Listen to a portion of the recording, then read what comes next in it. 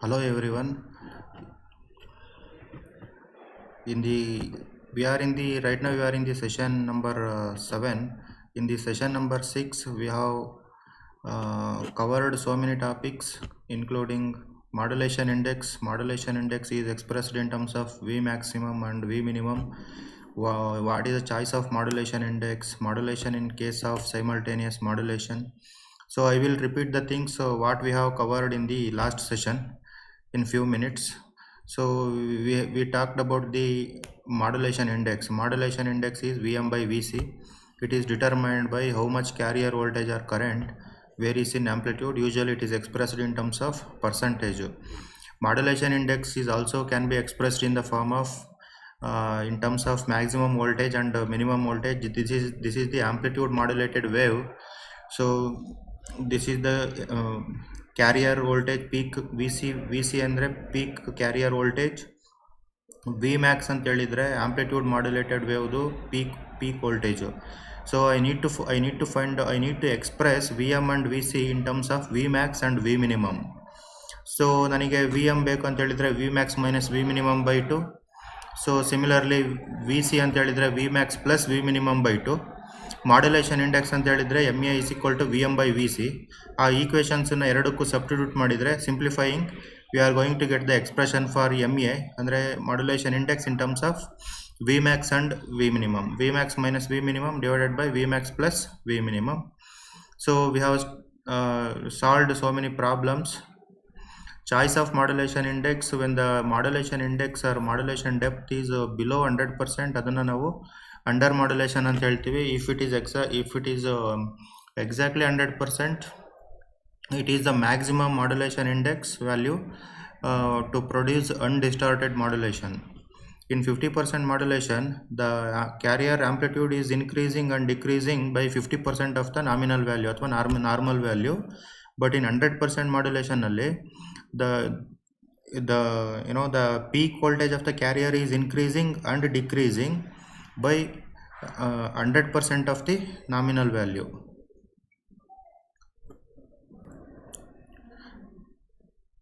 So this is the waveform for modulation index is greater than 1 ಅಂತ ಹೇಳ್ತೀವಿ. ಅಂದರೆ ಇದು ಯೂಶಲಿ ಓವರ್ ಮಾಡ್ಯುಲೇಷನ್ ಅಂತ ಹೇಳ್ತೀವಿ. If the modulation index is less than one ಇದ್ರೆ ಅದನ್ನು ಅಂಡರ್ ಮಾಡ್ಯುಲೇಷನ್ ಅಂತ ಹೇಳ್ತೀವಿ. ಇದನ್ನು ಓವರ್ ಮಾಡ್ಯುಲೇಷನ್ ಅಂತ ಹೇಳ್ತೀವಿ. ಇದರಲ್ಲಿ ಏನಾಗ್ತಾ ಇದೆ, the amplitude of the carrier is increasing and decreasing beyond 100% of the nominal value. ಅಂದರೆ ನಾರ್ಮಲ್ ವ್ಯಾಲ್ಯೂ, ಇದು ನಾಮಿನಲ್ ವ್ಯಾಲ್ಯೂ 100%ಗಿಂತ ಜಾಸ್ತಿ ಇನ್ಕ್ರೀಸ್ ಆಗ್ತಾ ಇದೆ. ಹಂಗಾಗಿ so here the carrier wave exhibiting the phase reversal, 180 degree phase reversal, because of which phase reversal only it is creating infinite number of side bands. So if you don't filter those side bands, it will cause serious interference to other users if it is not filtered. See, so this is not desirable. Multiple choice questions, so we have seen so many questions.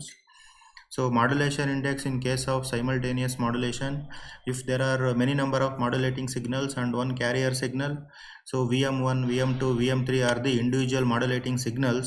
So total VM ಅಂತ ಹೇಳಿದ್ರೆ the modulating total modulating signal is expressed as the square root of the sum of the squares of the individual modulating voltages. So I need to find out MA ಅಂದರೆ VM by VC. So up to VC is taken into the square root, so it becomes VC square. So finally MT is equal to square root of M1 square M plus M2 square. ಅಂದರೆ total modulating index for simultaneous modulation MT is the square root of the sum of the squares of the individual modulation indices, M1 square plus M2 square plus M3 square. So coming back to session number 7,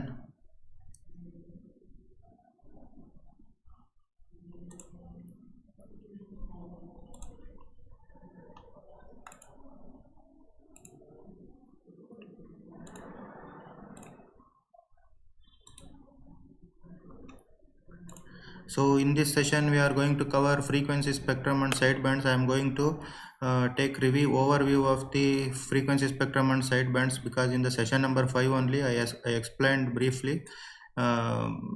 frequency spectrum and sidebands. Power I am going to derive the expression for the power and also the sideband powers in AM. So I will solve some related problems. So this is the overview of the frequency spectrum and sidebands. This is the mathematical expression of the amplitude modulated signal. It consists of unmodulated carrier Vm sin omega ct. The second term represents lower sidebands, which is located at a frequency of fc minus fm with a peak amplitude of MAVC by 2. The third term represents USB means upper sideband frequency located at fc plus fm with the same amplitude of the MAVC by 2. So this is the frequency spectrum representation for the amplitude modulated signal. The height of the the height of these components represent the peak amplitude of the corresponding component. Idunna MAVC by 2, this is also MAVC by 2, but the carrier amplitude is VC. So on either side of the carrier, the sidebands are situated in the fc plus fm and fc minus fm. So ಇದನ್ನು ನಾವು frequency spectrum ಅಂತ frequency ಸ್ಪೆಕ್ಟ್ರಮಲ್ಲಿ represent ಮಾಡಿದ್ದೀವಿ. So these are the ultimately the sideband frequencies are fc, upper sideband frequency fc plus fm, lower sideband frequency fc minus fm. So next, the lower sideband term and the upper sideband terms are located in a frequency spectrum on either side of a carrier at a frequency interval of fm. The distance between the fc and upper sideband is fm, and also the distance between the lower sideband and the carrier is also fm. So what would be the bandwidth then? The bandwidth is measured to be the difference between the upper sideband frequency and the lower sideband big frequency. That would become 2fm. So sideband amplitudes andre MAVC by 2, as can be seen from this mathematical expression for the AM signal. If the modulation index MA is equal to unity, sideband amplitudes will become half of the carrier amplitude. Carrier frequency fc is many times greater than the fm. So next I will derive the expression for the power in the AM, andre power in the unmodulated carrier, power in the sidebands. Here this is the VRMS ಅಂತ ಹೇಳಿದ್ರೆ, the RMS value of the amplitude modulated signal after modulation. So V0 ಅಂತ ಹೇಳಿದ್ರೆ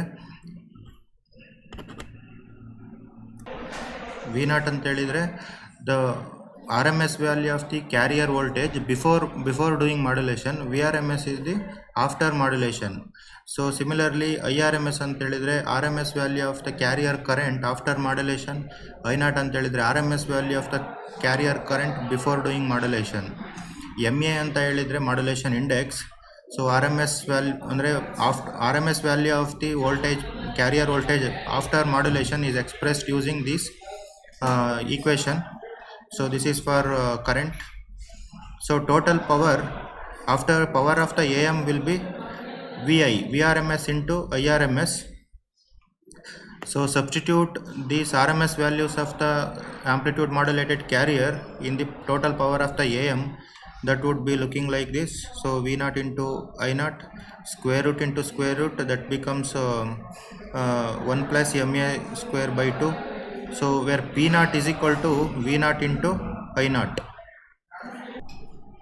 P0 ಅಂತ ಹೇಳಿದ್ರೆ total power of the carrier before doing modulation. P0 is equal to V0 into I0. So PT is equal to, substitute PT into 1 plus MA square by 2.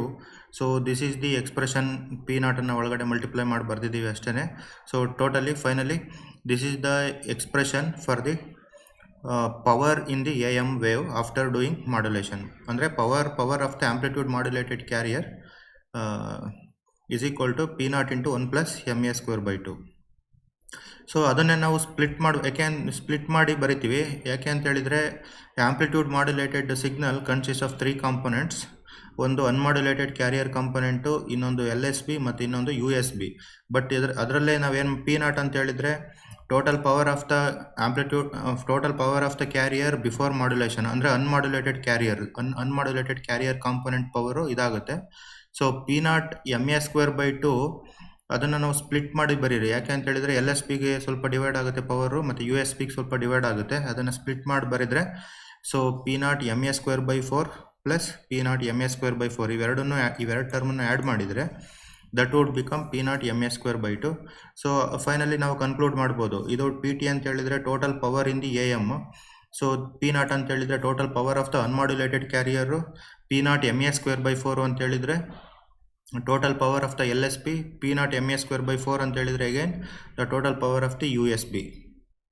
So this expression we should remember. So total power is the sum of the carrier power and sideband power. ಹೌದಾ? ಯಾಕೆಂದರೆ side band ಇರುತ್ತೆ, ಎರಡು side bands ಇರುತ್ತೆ, ಒಂದು ಅನ್ಮಾಡ್ಯುಲೇಟೆಡ್ carriers ಇರುತ್ತೆ. ಅವು 3 ಪವರನ್ನು add ಮಾಡಿದಾಗ total power of the A M signal ಬರುತ್ತೆ. So this is what we have written here. P C ಅಂತ ಹೇಳಿದರೆ carrier power, U S P power, L S P power. Comparing equations 4 and 5, ಈ ಈಕ್ವೇಷನನ್ನು ಇದ್ರ ಜೊತೆಗೆ ನಾವು compare ಮಾಡಿದಾಗ that would become P U S P is equal to L S P power ಮತ್ತು U S P power ಎರಡು equal ಇರುತ್ತೆ P not M A square by 4. So next ಸೆಕ್ಷನ್ನಲ್ಲಿ ನಾವು maximum transmission efficiency of the A M ಸಿಗ್ನಲನ್ನು find out ಮಾಡಬೇಕು at 100% modulation. 100% modulation ಅಂದರೆ the modulation index M A is equal to 1 ಇದ್ದಾಗ maximum transmission efficiency of the A M ಸಿಗ್ನಲನ್ನು find out ಮಾಡಬೇಕು. So here M A is equal to 1 ಇದ್ದಾಗ P T is equal to, ಈಗ already ನಾವು derive ಮಾಡಿದ್ದೀವಿ ಈಕ್ವೇಷನನ್ನು. P T is equal to P naught plus P not by 4 plus P not by 4 ಅಂತ. P not by 4 ಅಂತ already ಇದೆ because M A ಅಂತ ಹೇಳಿದರೆ 1 ಅಂತ ಇದೆ. 1 ಅಂತ ಸಬ್ಸ್ಟಿಟ್ಯೂಟ್ ಮಾಡಿದರೆ ಈಕ್ವೇಷನ್ ನಂಬರ್ 4ಅಲ್ಲಿ it will become P naught plus P not by 4 plus P not by 4. In other words the carrier ಎಷ್ಟು ಪವರನ್ನು ಕನ್ಸ್ಯೂಮ್ ಮಾಡ್ತಿದೆ ಅಂತ ಫೈಂಡ್ ಔಟ್ ಮಾಡೋದಕ್ಕೆ power in the carrier divided by the total power. This is the total power. ಎಷ್ಟಾಗುತ್ತೆ ಇವನ್ನೆಲ್ಲ add ಮಾಡಿದಾಗ 3 P not by 2 ಬರುತ್ತೆ answer. P T is equal to 3 P not by 2 ಆಗುತ್ತೆ. Power in the carrier is P not, ಅದನ್ನು substitute ಮಾಡಿ P not divided by 3 P not by 2 ಅಲ್ವಾ. 3 P not by 2 ಅಂತ ಅದನ್ನು P not cancel ಆಗಿಬಿಟ್ಟು totally carrier only it is consuming 66% of the total amplitude modulated signal. But carrier is not carrying any useful information. Only the side bands are responsible for carrying the useful information. So power in the side bands divided by total power. So ಎರಡು side bands ಇರುತ್ತೆ again here L S B plus U S B divided by the total power. L S B plus U S B power ಎರಡೂ ಸೇರಿದರೆ ಏನಾಗುತ್ತೆ, ಇಷ್ಟು ಅಂದರೆ P not by 2 ಆಗುತ್ತೆ ಅಲ್ವಾ. ಇಷ್ಟೇನಿದೆ ಇದು ಸೈಡ್ ಬ್ಯಾಂಡ್ ಪವರು. ಅದನ್ನು ಪಿ ನಾಟ್ ಬೈ 2ನ ಇಲ್ಲಿಗೆ ಸಬ್ಸ್ಟಿಟ್ಯೂಟ್ ಮಾಡಿದರೆ only 33% of the power is being carried by the side bands. Next we will do the same thing for 50% modulation. Percentage of the power in carrier and in side bands. Similarly ಏನು ಮಾಡ್ತೀವಿ, 50% modulation ಅಂದರೆ M A is equal to 0.5. ಅದನ್ನು equation number 4ಗೆ substitute ಮಾಡಿ ಇಲ್ಲಿ. ಆವಾಗ that would answer ಎಷ್ಟು ಬರುತ್ತೆ ನಿಮಗೆ, P T is equal to 9 P not by 8 ಅಂತ ಬರುತ್ತೆ. ಅದನ್ನು ನಾವು ಕ್ಯಾರಿಯರ್ ಪವರ್ ಫೈಂಡ್ ಔಟ್ ಮಾಡಬೇಕಂತ ಹೇಳಿದರೆ power in the carrier divided by the total power. So ಅದನ್ನು ಸಬ್ಸ್ಟಿಟ್ಯೂಟ್ ಮಾಡಿ 88% of the power is consumed by the unmodulated carrier component. So only 11% of the side bands ಅಂದರೆ side bands ಬರೀ 11% of the total ಪವರ್ನ consume ಮಾಡ್ತಾ ಇದೆ ಅದು. So ಒಂದು problem solve ಮಾಡೋಣ. An A M transmitter as a carrier power 30 watt ಅಂತ ಕೊಟ್ಟಿದ್ದಾರೆ. ಅಂದರೆ ಅರ್ಥ ಏನು, ಪಿ ನಾಟ್ ಅವ್ರು ಹೇಳಿರೋದು A M transmitter as a carrier power ಅಂದರೆ unmodulated carrier power usually. So 30 watt ಅಂತ ಹೇಳಿದ್ದಾರೆ. ಪರ್ಸೆಂಟೇಜ್ ಆಫ್ ಮಾಡ್ಯುಲೇಷನ್ 85 ಅಂದರೆ 0.85. ಕ್ಯಾಲ್ಕುಲೇಟರ್ ಟೋಟಲ್ ಪವರ್ ಅಂತ ಹೇಳಿದರೆ ಪಿ ಟಿ ಫೈಂಡ್ ಔಟ್ ಮಾಡಬೇಕು. ಪಿ ಟಿ ಅಂತ ಹೇಳಿದರೆ ದ ಆಂಪ್ಲಿಟ್ಯೂಡ್ ಮಾಡ್ಯುಲೇಟೆಡ್ ಪವರ್ನ ಫೈಂಡ್ ಔಟ್ ಮಾಡಬೇಕು. ಆಫ್ಟರ್ ಡೂಯಿಂಗ್ ಮಾಡ್ಯುಲೇಷನ್ ಏನು ಬರುತ್ತೆ ಆ ಪವರ್ನ ಫೈಂಡ್ ಔಟ್ ಮಾಡಬೇಕು. ಅಂದರೆ ಪಿ ನಾಟ್ ಇಂಟು 1 ಪ್ಲಸ್ ಇಲ್ಲಿದೆ ನೋಡಿ, P naught into 1 plus M A square by 2 ಅದು ಟೋಟಲ್ ಪವರ್ ಫಾರ್ಮುಲಾ. ಸೊ ಅದನ್ನು ಫೈಂಡ್ ಔಟ್ ಮಾಡಿ. ಪಿ ನಾಟ್ ಗೊತ್ತಿದೆ 30 ವ್ಯಾಟು, ಎಮ್ ಎ ಅಂದರೆ 0.85 ಸಬ್ಸ್ಟಿಟ್ಯೂಟ್ ಮಾಡಿದಾಗ ಟೋಟಲ್ ಪವರ್ ಸಿಗುತ್ತೆ.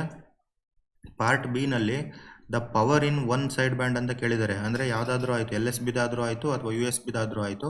ಅದು ಫಾರ್ಮುಲಾ ಗೊತ್ತು, P not M A square by 4 ಅಂತ. ಅದು ಎರಡು ಈಕ್ವಲ್ ಇರುತ್ತೆ. ಸೊ ಅದನ್ನು ಸಬ್ಸ್ಟಿಟ್ಯೂಟ್ ಮಾಡಿದಾಗ 5.4 ವ್ಯಾಟ್ ಪವರ್ ಬರುತ್ತೆ. Next problem, the antenna has an impedance of 40 ohm. Unmodulated AM signal produces a current of 4.8. ಅಂದರೆ ಅರ್ಥ ಏನು, before doing modulation the carrier current is 4.8 amps ಅಂತ. ಐ ನಾಟ್ ಕೊಟ್ಟಿರೋದು ಅವರು 4.8 ಅಂತ. So antenna has an impedance of 40 ohm. So the modulation is 0.9. Calculate the carrier power. First carrier ಪವರ್ನ find out ಮಾಡೋಣ. Carrier power ಅಂತ ಹೇಳಿದರೆ usually before doing modulation ಅಂದರೆ unmodulated carrier ಪವರ್ನ ಫೈಂಡ್ ಔಟ್ ಮಾಡೋಕ್ಕೆ ಹೇಳಿರೋದು. ಸೊ ಫಾರ್ಮುಲಾ ಏನು, P = I²R. So before doing modulation ಅಂದರೆ P0. ಸೊ P0 = I0²R ಆಗುತ್ತೆ. I0 ಅಂತ ಹೇಳಿದರೆ ಅನ್ಮಾಡ್ಯುಲೇಟೆಡ್ AM signal produces A current off 4.8. ಅದನ್ನು ಸಬ್ಸ್ಟಿಟ್ಯೂಟ್ ಮಾಡಿ. R ಅಂದರೆ ಆಂಟೆನಾ ಇಂಪಿಡೆನ್ಸು. ಸೊ 40 ಓಮು, ಅದನ್ನು ಸಬ್ಸ್ಟಿಟ್ಯೂಟ್ ಮಾಡಿದಾಗ 921.6 watt is the answer. So next ಪಾರ್ಟಲ್ಲಿ ಟೋಟಲ್ ಪವರ್ ಕೇಳಿರೋ ಅಂದರೆ PT ಕೇಳಿರೋದು. PT ಅಂತ ಹೇಳಿದರೆ P0 ಗೊತ್ತು ನಮಗೆ. So P0 already find out ಮಾಡಿದ್ದೀವಿ. ಸೊ MA ಅಂದರೆ 0.9. ಅದನ್ನು ಸಬ್ಸ್ಟಿಟ್ಯೂಟ್ ಮಾಡಿದಾಗ you are going to get the total power in the AM signal.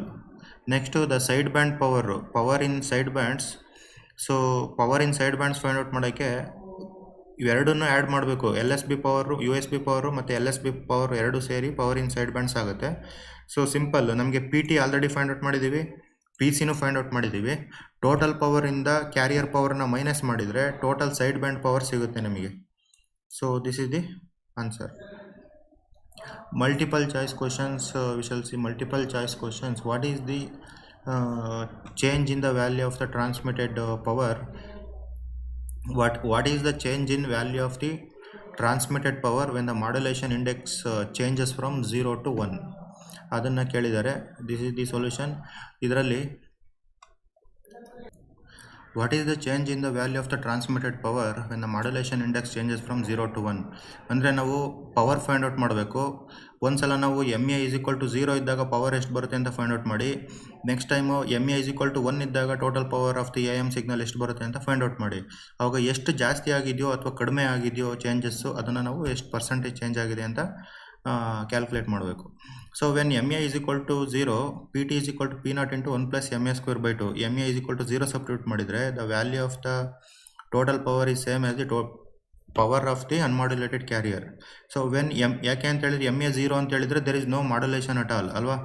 ಮಾಡ್ಯುಲೇಷನೇ ಮಾಡಿಲ್ಲ ಅಂದರೆ total power is same as the total modulated total power of the carrier before doing modulation. So when MA = 100% ಅಥವಾ 1 ಇದ್ದರೆ PT = P0 × 1 + 1/2. MAಗೆ 1 ಅಂತ substitute ಮಾಡಿದಾಗ 1.5 P0 ಅಂತಾಯಿತು. Obviously ಜಾಸ್ತಿ ಆಗೇ ಆಗುತ್ತೆ. So ಇದರಲ್ಲಿ ಚೇಂಜ್ ಇನ್ ಪವರ್ ಎಷ್ಟಾಗಿದೆ ಅಂತ ಫೈಂಡ್ ಔಟ್ ಮಾಡಿ. ಸೊ ಇದರಲ್ಲಿ 1.5 P0 - P0 divided by the initial power. 1.5 P0 ಅಂತ ಹೇಳಿದ್ರೆ ವೆನ್ MA = 1 ಇದ್ದರೆ ಟೋಟಲ್ ಪವರು 1.5 P0 ಬಂತು. ವೆನ್ MA = 0 ಇದ್ದರೆ P0 ಬಂತು, ಡಿವೈಡೆಡ್ ಬೈ ವೆನ್ MA = 0 ಇದ್ದಾಗ P0. 0.5 P0 ಅಂದರೆ ಎಷ್ಟು ಜಾಸ್ತಿ ಆಯಿತು, 50% ಇನ್ಕ್ರೀಸ್ ಆಯಿತು power. Transmitted power is there is a rise in the power by 50% of the initial value.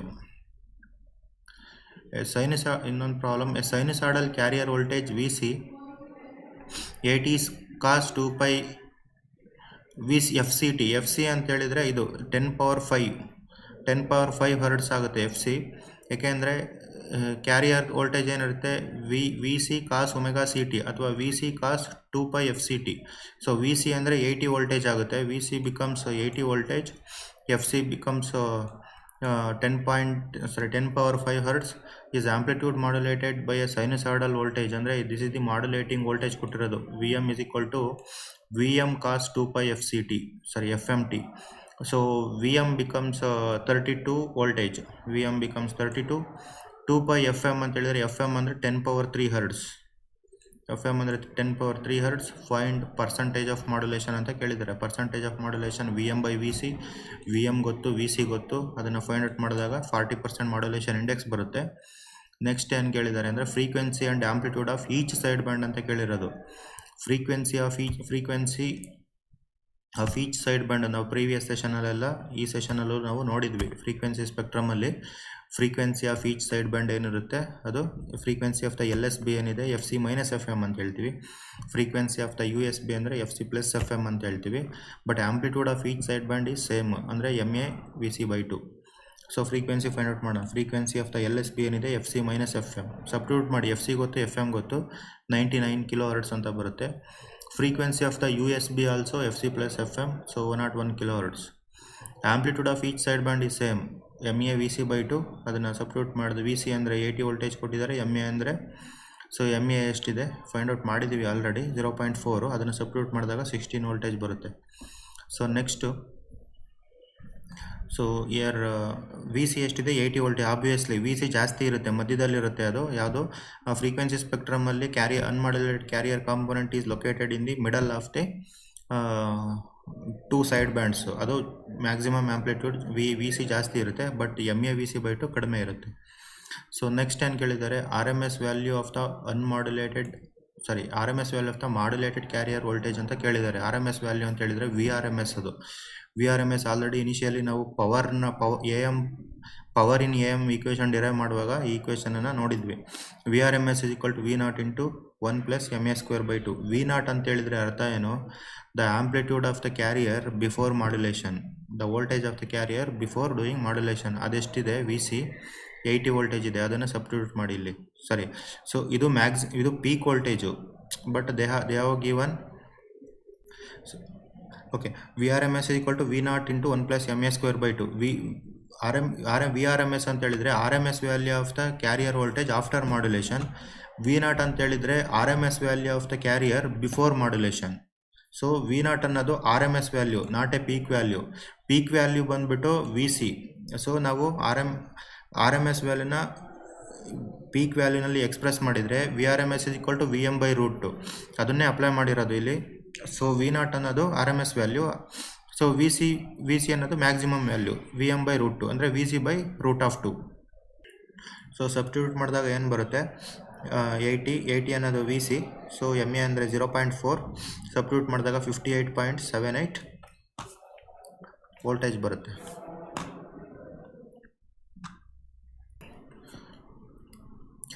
Next problem, R M S value of the R F carrier voltage is 80 voltage.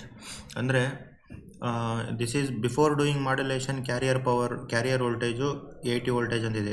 This is the R M S value. ಅಂದರೆ V naught they have given. V naught ಎಷ್ಟಿದೆ 80 voltage ಇದೆ. After modulation by sinusoidal A M voltage, R M S value of the carrier voltage becomes 88 voltage. ಅಂದರೆ ಅರ್ಥ ಏನು, V R M S after modulation carrier power ಎಷ್ಟಾಗುತ್ತೆ, V R M S 88 voltage ಆಗುತ್ತೆ. So calculate the percentage of modulation. Simple, V naught ಗೊತ್ತು, V R M S ಗೊತ್ತು, we need to find out the M A. So here rearranging the equation. So I am going to get the 64% is the modulation index. So next problem, an antenna current of a low power AM transmitter is 8 amps when the unmodulated carrier only is transmitted. ಅಂದರೆ ಅರ್ಥ ಏನು, first ಏನು ಮಾಡ್ತಿದ್ದೀವಿ, ಬರೀ ಕ್ಯಾರಿಯರ್ನೇ ಮಾತ್ರ transmit ಮಾಡ್ತೀವಿ without doing any modulation. ಆವಾಗ antenna current ಎಷ್ಟಿರುತ್ತೆ, A M transmitter current 8 ampere. ಅದನ್ನು ಐ ನಾಟ್ ಅಂತ ತಗೊಂತೀವಿ. ಅಂದರೆ ಅರ್ಥ ಏನು, ಐ ನಾಟ್ ಅಂತ ಹೇಳಿದರೆ R M S value of the carrier current before doing modulation. ಅಂದರೆ only the unmodulated carrier alone is transmitted. ಅದನ್ನು ಐ ನಾಟ್ ಅಂತ ಕರಿತೀವಿ, 8 ampere. So and antenna current increases to 8.93 ampere when the carrier is modulated by a modulating signal ಅಂತ ಹೇಳಿದ್ದಾರೆ. ಅಂದರೆ this is the R M S value of the carrier current after doing modulation.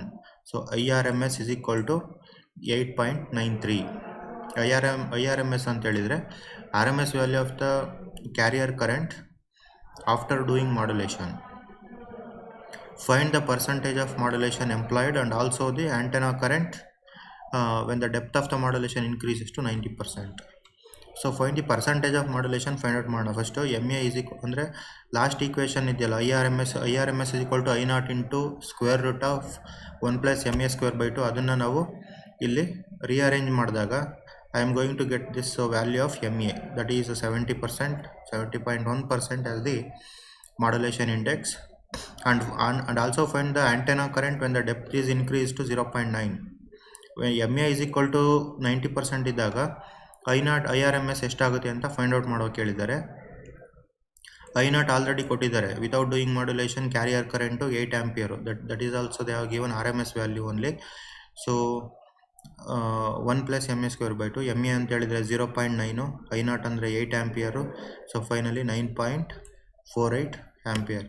ಅಂದರೆ ಮೇಲ್ಗಡೆ ಪಾರ್ಟಲ್ಲಿ ಏನಿದೆ MA is equal to 0.7 ಇದೆ. So 0.7 ಇದ್ದಾಗ IRMS value 8.93 ಇರುತ್ತೆ. But modulation index increase ಮಾಡಿದರೆ 0.9 ಆದಾಗ IRMS ಎಷ್ಟಾಗುತ್ತೆ 9.48 ಆಗುತ್ತೆ. ಅಂದರೆ ಇನ್ಕ್ರೀಸ್ ಆಯಿತು current. Next problem, A wireless transmitter as an output power of 4 kW with an unmodulated carrier wave. ಅಂದರೆ ಅರ್ಥ ಏನು, P0 they have given. P0 before doing carrier power before doing modulation is 4 kW. So and 4 kW when the carrier signal undergoes amplitude modulation, this is PT they have given 4.8 ಅಂತ ಕೊಟ್ಟಿದ್ದಾರೆ. Calculate the percentage of modulation employed. So it's very simple. PT ನಮಗೆ equation ಗೊತ್ತಿದೆ, P0 into 1 plus MA²/2 ಅಂತ. So I need to rearrange this equation. PT is given, P0 is given. I need to find out the MA. Rearranging 63.2% is the modulation index. So thank you everyone.